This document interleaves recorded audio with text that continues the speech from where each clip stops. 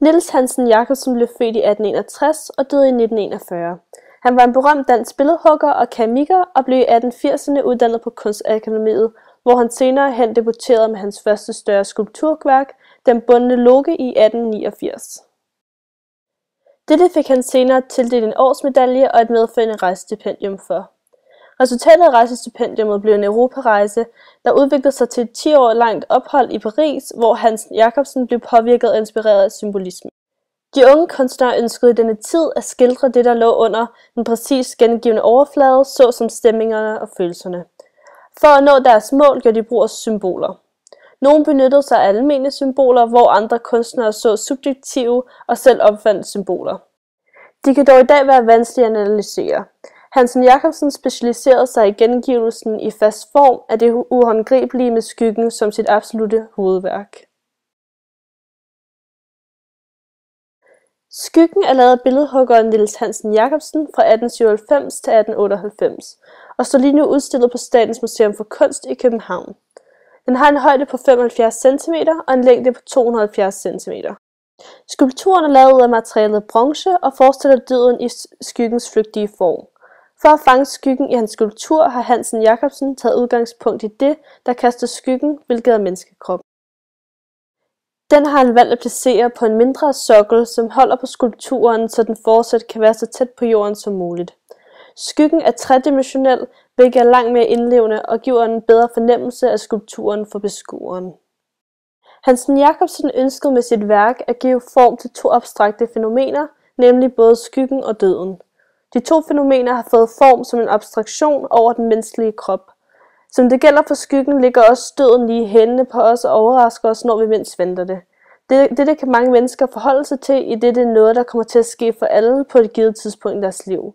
For mange kan det dog også være en skræmmende tanke at skulle dø, idet at døden i vores realitet bliver behandlet som en uhyggelig ting, da intet mennesket ved, når livet ender og hvor det fortsætter derefter og hvis det overhovedet gør.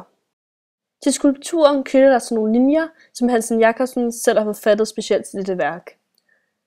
Døden snart er den usynlig, gemmer sig i vejens støv, men indhenter og dukker op igen, når vi mindst venter det. Snigende sig stadig i vores fodspor, umuligt at indfly. Disse linjer og det timeglas, som figuren holder i sin venstre hånd, viser, at skulpturen er mere end bare en gengivelse af en skygge. I det skyggen blev lavet under perioden symbolismen, har Hansen Jacobsen valgt at tydeliggøre dette ved at udstyre figuren med det klassiske symbol for døden, nemlig timeglasset. Timeglasset er et gammelt symbol på tidens gang og at noget skal afsluttes. Skulpturen er meget dynamisk og abstrakt, idet dens kropsskildring er meget anderledes for det normale motiv af menneskekroppen. Skyggens kranie er en lang oval, hagen er utrolig spids, skulderbladene er kommet til syne, og den ene albue forestiller en flamme. Den er derfor sat sammen således, at den består af forskellige symboler, hvilket giver den en betydning, der er meget fjern fra den normale teoretiske beskrivelse af kroppen. På fin vis gør Hansen Jacobsen brug af fartstriber, der bølger om figuren for at understrege skyggens smidighed, der gør den i stand til at bevæge sig, som den gør. Døden er en del af det eksistentielle ved livet. Man kan derfor sige, at skulpturen illustrerer to modpoler i menneskets liv, som er det at leve og det at dø. Menneskets liv er meget fleksibelt, idet det sker noget hele tiden, hvilket gør, at livet er meget svingende og vekslende. Pludselig kan timeglassets sand dog løbe tør, og livet kan komme til en ende på et uventet tidspunkt. Det at dø er derfor noget, mennesket bør forholde sig til, da man mister sin elskede, men også selv på et givet tidspunkt bliver syg og skal herfra. Symbolet, som skyggen holder i sin venstre hånd, illustrerer derfor godt, at livet kan ses som et timeglas, da man aldrig ved, når livet ender.